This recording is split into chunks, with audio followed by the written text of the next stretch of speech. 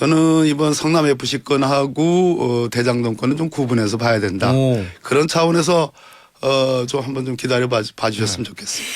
그러면 그 말씀은 대장동 같은 경우에는 야당 파괴 공작이 가능성이 높기 때문에 소환에 응하지 않더라 만약에 소환 통보를 한다고 하면 성남 FC 관련된 거는 사법적으로 다퉈도 충분히 이길 수 있기 때문에 정명승부하는 게 맞다 이런 말씀이라고 제가 이해해도 됩니다. 그렇게 꼭 답을 구하시려고 하지 말고 또 김태현의 정치쇼. 김태현의 정치쇼 2부 뉴스 속 깊숙한 이야기를 들어보는 이너뷰 시간이 돌아왔습니다. 오늘 저희 정치쇼 개편 이후에 세 번째 출연하신 분입니다. 민주당 검찰 독재 정치 탄압 대책위원회 위원장을 맡고 계신 전 법무부 장관 박범계 의원 나오셨습니다. 의원님 안녕하세요. 네, 반갑습니다. 예, 의원님 모실 때마다 제가 드리는 말씀이지만 검찰 독재 정치 탄압 대책위원회 독재에 좀 방점을 찍으셔야 돼요. 예, 검찰 독재 예, 정치 근데 굉장히 발음이 정확하게 예. 어느 방송국와도 잘 하고 계시네요. 예, 제가 딕션 좋습니다. 예. 이름이 어마무시합니다. 예, 일치월장하고 있습니다. 아이 감사합니다. 김태현 변호사님. 아이 감사합니다 장관님. 네. 예. 지금 이 위원회를 위원장 활동을 하시면서 예.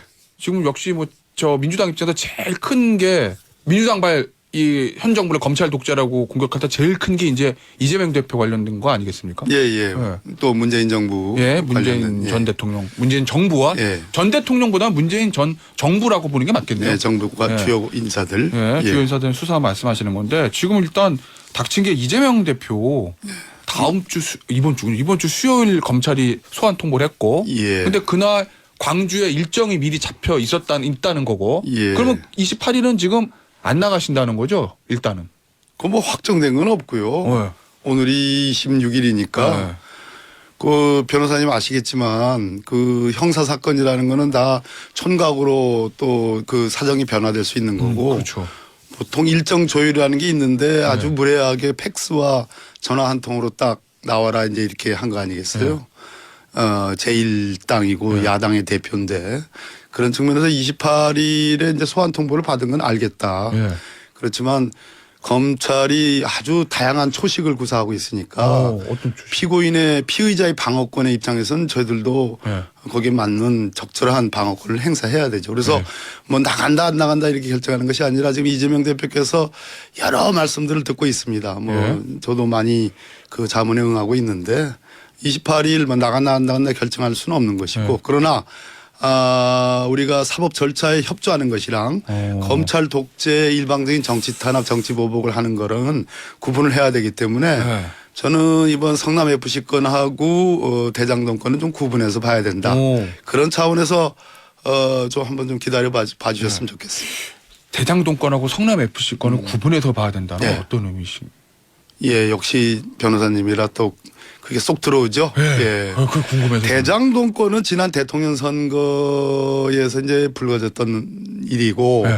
그 대장동 사건에 대한 의혹이 이재명 대표에 대한 의혹뿐만이 아니라 그에 못지않게 현직 대통령이신 윤석열 전 당시 대장동 2005 그 당시가 중수과장 뭐 그때 아니겠습니까? 그때의 의혹도 그 못지않게 있는 거거든요.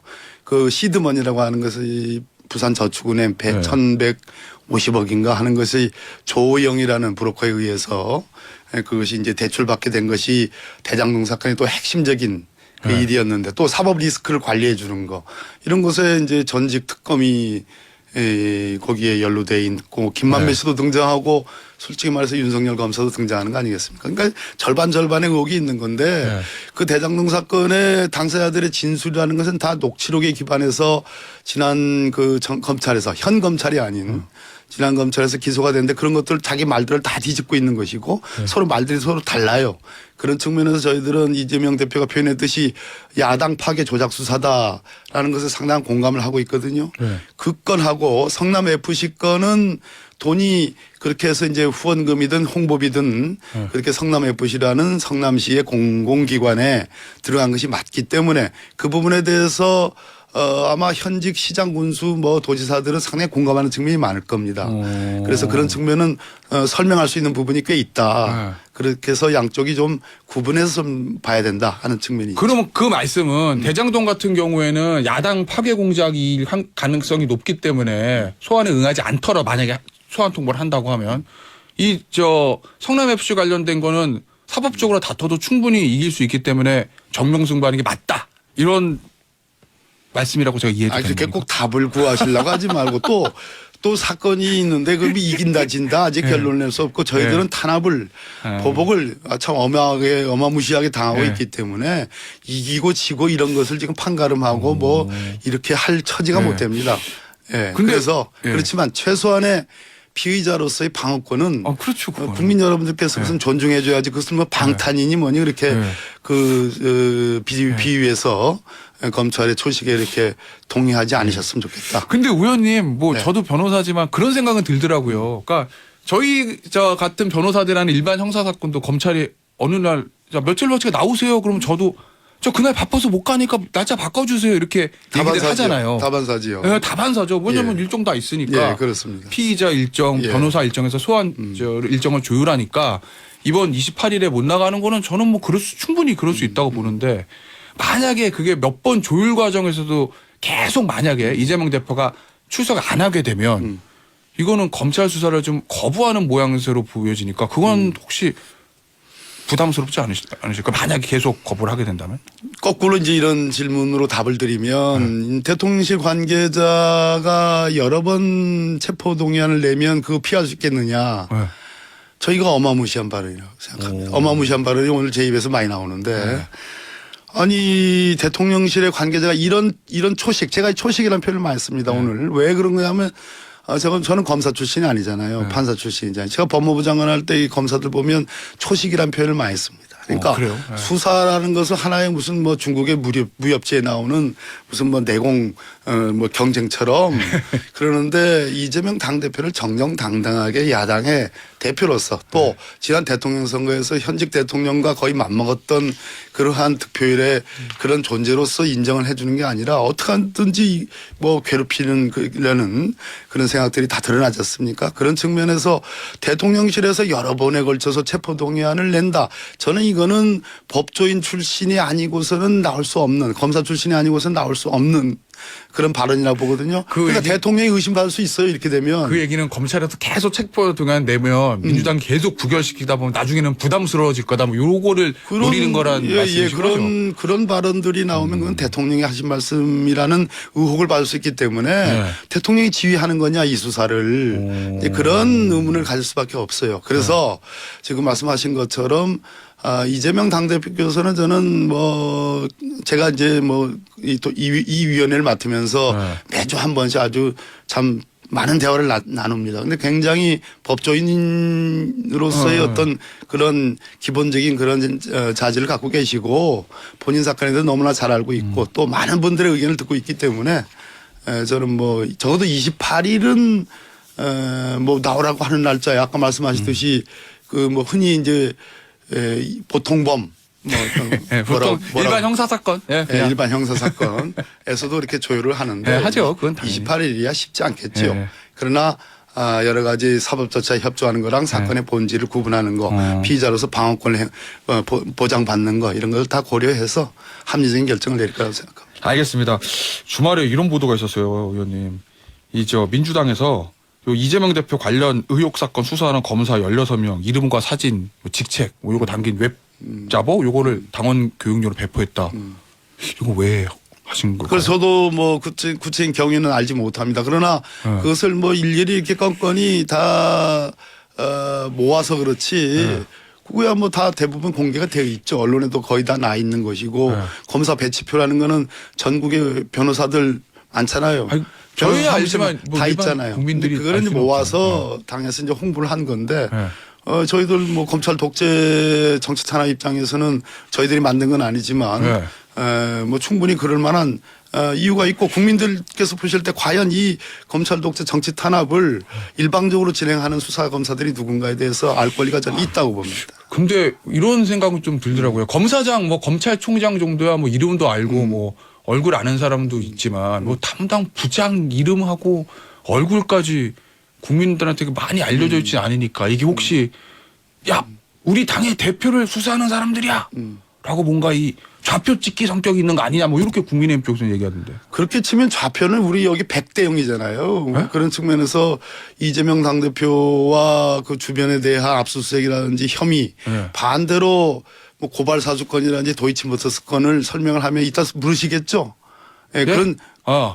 그거 안 물으실 겁니까? 아유 물을 겁니다. 예, 예. 그런 측면에서 검사들이 이 수사에 대해서 과연 과거에 이명박 정부나 박근혜 정부 때의 검찰은 그래도 신용이라도 했습니다. 기계적 균형이라는 신용이라도 했는데 이 정부에서는 100대 0에 가까운 그 정말 자기 편들은 뭐 김경수 지사와 이명박 전 대통령에 대한 사면 복권의 문제를 보십시오. 15년 남은 분하고 단 5개월 남은 분하고 또 저쪽은 현직 대통령으로서 재직 중에 국가 원수로서 범했던 뭐 60억이 넘는 뇌물에 대한 그러한 범죄고 이쪽은 선거 과정에서 있었던 그러한 사건인데 비교할 수 없는 사이즈고 그 어떤 가벌성의 측면에서 완전히 다른 것인데 한쪽은 사면 복권, 한쪽은 미래의 어떤 정치적 희망들이 있는데 그 복권 안 해주고 그냥 형면제라는 그러한 잔꾀를 부리잖아요. 예, 그런 측면에서 현 윤석열 검찰이 과연 정당하냐 그런 측면에서 국민들이 어느 검사들이 이 수사를 주도하고 있고 어떻게 하고 있는지를 알 필요가 있다. 그런 알 권리 차원에서 이해를 좀 해줬으면 좋겠다. 근데 장관님도 이제 법무부 장관 하셨지만 예. 검찰 수뇌부도 아니고 그냥 지시받아서 일하는 그냥 담당 검사 얼굴이랑 이름까지 공개하는 거는 좀 그냥 지시받아서 일한다 이렇게 평가하기는 저는 아니라고 봅니다. 이분들이 신념을 갖고 저를 수사한다고 봐요. 그렇다면 그 신념에 맞는 그 뭐 하나도 그게 공개된다고 그래서 그게 뭐 저 할 일이 뭐가 있겠습니까? 공인으로서 신념에 맞게 한다면 마찬가지로 국민의 비판과 어떤 공적인 대상이 되는 거죠. 예, 알겠습니다. 앞서 그 말씀하셨잖아요. 전 정부는 그래도 예전 이명박 정부나 박근혜 정부는 기계적 균형을 맞추는 신용이라도 한다. 근데 현 윤석열 정부는 안 한다는 말씀이신 거죠? 그렇습니다. 그건 역시 혹시 도이치모터스 최근에 고발 사주권은 더 심각하지요. 지난 대통령 선거를 반추해 보면 크게 네 파트로 나눌 수 있습니다. 지난 대통령 선거는 법조 대선이라고 저는 검찰 대선이라고 이렇게 평가를 하는데 네. 그중에 대장동 사건이라는 게 있고 대장동 사건에는 그 설계와 관련된 지금 이재명 뭐 당대표를 겨누고 있는 그러니까 김용이나 정진상 실장이 구속이 됐고 기소가 됐습니다만 그러한 부분이 있고 그 전후로 쭉 일관해서 나오는 사법 리스크를 관리해주고 또 시드머니 대장동 사건의 시드머니 결정적인 종잣돈을 만든 부산저축은행 1,150억을 대출이 가능하게 했고 그 사법 리스크를 관리해줬던 소위 박영수 김만배가 등장하고 윤석열 검사가 등장하는 이 축이 있단 말이에요. 그게 1대1로 있는 겁니다. 네. 두 축이 있는 거고. 그 다음에 도이치모터스 건이 있지 않습니까? 네. 2차 조작 사건의 그 조작 주범들이 문자로 이거 뭐 8만 주를 3,300원에 팔아야 돼라고 문자를 딱 지시하자마자 이번에 법정에서 나온 얘기는 검사가 신문하기를 김건희 여사가 직접 증권사에 전화해가지고 그대로 지휘 받은 대로 8만 주 3,300원에 매도 처분했고 그 주식의 상당 부분을 그 고발 사주했던 주가 조작 주범들의 하나인 민모 씨가 그것을 매수했다는 거 아니에요? 어마어마한 얘기들이 나온 겁니다. 저희들은 그래서 공범이다라고 얘기를 하는 거고 이 부분이 전혀 수사가 이루어지고 있지 않다. 또 하나 고발 사주권. 이게 지금 손준성과 김웅 의원 사이에 텔레그램으로 간 그 메시지가 고발 사주의 메시지가 제3자 개입 가능성이 있느냐 없느냐 관련해서 수사 보고서를 만들었는데 이모 부장검사 서울중앙지검 공공수사 1부장입니다. 이모 부장검사 방에서 만들어진 그 수사 보고서에 등장하는 포렌식 수사관이 나는 그런 말 한 적이 없다. 그럼 가짜 수사 보고서 아닙니까? 이것은 고발 사주의 무혐의, 김웅 의원을 무혐의한 것이 근간에서 흔들리고 있는 것이다. 더 나아가서 고발 사주 사건이 보도된 날에 윤석열 검찰총장이 지휘하는 직속의 수정관실 손준성 수정관이 있는 그 수정관실에 컴퓨터 52대 신빙 25대 52대가 아니라 새거. 신빙 새거 새 컴퓨터. 그 새거 25대가 다 포맷됐다는 거 아닙니까? 그것도 기가 막힌 방식으로 포맷을 해서 증거를 인멸한 의혹이 있다. 이쯤 되면 고발 사주권은 도이치모터스 대장동권의 부산저축은행 못지않은 의혹인데 그럼 지난 대선에 사축으로 놓고 보면 이재명 당대표에 대한 의혹은 4분의 1격이고 나머지 윤석열 검찰총장과 주변인에 대한 것은 4분의 3격인데 4분의 3격은 어디론가 사라졌다. 이런 검찰이 정당하냐라는 문제 제기를 아니 할 수 없는 거죠. 그래서 그거를 그럼 수사하게 하기 위해서 어떤 민주당은 대책이나 이런 것 어떤 걸 가지고 계십니까? 대책이라고 말해야 되나? 대책위를 지금 제가 저 위원장으로 해서 매일같이 저 기자회견하고 고발하고 등등 하지만 속에 경이 끼고 언 땅에 오줌 누기 아닙니까? 소변 보기 아닙니까? 그런 측면에서 저희들은 그럼 짓밟아라. 예, 짓밟히고 있는 거지요. 그러나 이렇게 김태현 정치쇼에서 불러주면 제가 그래도 이렇게 말을 하고 국민들이 이 말씀을 들어주면서 아 정말 제 일당이긴 하지만 야당이 되니까 일방적으로 탄압받고 있구나 보복되고 있구나라는 것을 그래도 아시는 분들은 아신다. 알겠습니다. 많이 들어줘서 감사합니다. 아유, 예, 감사합니다. 긴 이야기들을. 아유, 출연해 주셔서 감사합니다. 예. 저희가 감사드립니다. 예. 저 이재명 대표가 새해 초에 문재인 전 대통령 면담한다고 예. 이렇게 보도가 났던데 예. 같은 민주당에서 전직 대통령하고 현 당대표하고 만나고 덕담 주고받는 건 너무나 자연스러우고 당연한 것 같기도 한데 예. 왠지 어떤 정치적인 함이라든지 이재명 대표가 원하는 정치적인 효과 이런 게 있을 수도 있다는 생각이 들어서 제가 너무 나가는 건가요? 아니요. 문재인 대통령님은 전직 대통령이고 정치인이셨죠. 인권 변호사 출신에. 그렇기 때문에 정치적 의미가 없을 수는 없는 거고요. 이재명 당대표가 당연히 제1당의 야당의 대표니까 정치적 함의가 없을 수 없는데 저희들이 연말이라고 그래가지고 문재인 정부에서 국무위원으로 있었던 국회의원 8분이 며칠 전에 문재인 대통령님 그 양산 사저에 다녀왔습니다. 그래서 연말 연초에 많은 분들에게 지금 인사를 받고 계시는 거고요. 그런 차원에서 이재명 당대표가 저는 뭐 신년초에 전직 대통령을 찾아뵙는 것은 자연스러운 일이지만 지금 민주당이 누란의 위기에 있는 것이고 또 뭐 세간에서 이런저런 얘기가 있고 또 이견을 갖고 계신 몇몇 의원님들이 계시지만 전체적으로는 단합해서 이 탄압과 보복에 잘 맞서 싸워야 된다는 그런 분위기는 있는 겁니다. 이런 차원에서 이재명 당대표께서 개판이 이런 거 뭐 반명이니 친명이니 이런 거 가리지 않고 또 전직 대통령에 대한 예우와 인사 차원에서 찾아뵙는 것은 잘하는 의미다. 잘하는 행동이다라는 말씀드립니다. 원래 그 정치적인 어떤 행동들을 반대 진영에서는 좀 다르게 해석하는 경우들이 있잖아요. 예. 아마 이재명 대표가 문재인 대통령 면담 추진하는 것도 반대 진영, 뭐 국민의힘이라든지 아니면 뭐 민주당 내에서의 친문 진영에서는 야, 왜 본인 수사 나오니까 문재인 전 대통령을 끌어들여가지고 하나로 해가지고 방탄하려는 거 아니야? 또 이 얘기하는 것 같던데. 지난번에 당대표 당선되시고 나서 최고위원들하고 한번 방문했었고요. 또 문재인 전 대통령이 역시 민주당의 한 울타리로서 같이 탄압을 받고 있기 때문에 문재인 전 대통령에 대한 수사가 없다는 보장이 없지요. 그리고 전직 대통령과 관련된 여러 인사들이 지금 구속 기소돼 있거나 수사받고 있기 때문에 같은 어떤 동병상련의 아픔이 있는 거죠. 그것은 민주당의 이름으로 공동으로 탄압받고 있기 때문에 함께 허심탄회하게 그러한 고충을 서로 공감하는 것은 굉장히 중요한 일이죠. 이건 어떠세요? 저 일각에서는 문재인 전 대통령에 대한 수사하고 문재인 전 정부에 대한 수사하고 이재명 대표에 대한 수사 좀 결이 다르다. 예를 들면 문재인 전 정부에 대한 거는 이 정책 집행 과정에서 나오는 관련된 것들이고 이재명 대표는 좀 개인적인 문제여가지고 두 개를 같이 하나로 보는 거는 좀 아니지 않냐라는 얘기들을 일부 친문 의원이 한다고 보도가 있어서 제가. 예, 그렇게 자꾸 우리 괴이간질 시키려고 그러지 마시고. 제가 아니고 사건의 성격은 다 다르죠. 모든 사건이 다 다릅니다. 같은 절도 사건이라도 다 동기와 주체와 대상과 방법이 다 다르잖아요. 마찬가지로 건건마다 다 내용은 다른 거지요. 그러나 공동의 공통분모가 있죠. 윤석열 검찰이고 정권이 바뀌었다는 것이고 종전에 없었던 것을 새롭게 시작한다는 얘기고 그러나 내용들은 다 종전의 사건들이고 또 일방적으로 하고 있다는 것이고 또 검사들이 일방적으로 지금 편제되어 있다는 것이고 방법도 대단히 잔인하게 하고 있다. 그런 공통분모가 있는 거죠. 알겠습니다. 김경수 전 지사 지금 뭐 확정은 안 됐지만 복권 없이 그냥 형 면제로 갈 거다라는 게 거의 지배적인 의견인 것 같던데 언론 보도를 보면 요건 법무부 심사위원회에서 그렇게 의결을 했으니까 예. 뭐 사인하겠죠 대통령이. 아마 그럴 겁니다. 다른 뭐 예. 그것 역시 대통령께서 표방하신 헌법 가치, 공정과 상식, 원칙에 반하는 거잖아요. 아까 제가 예. 말씀드렸죠.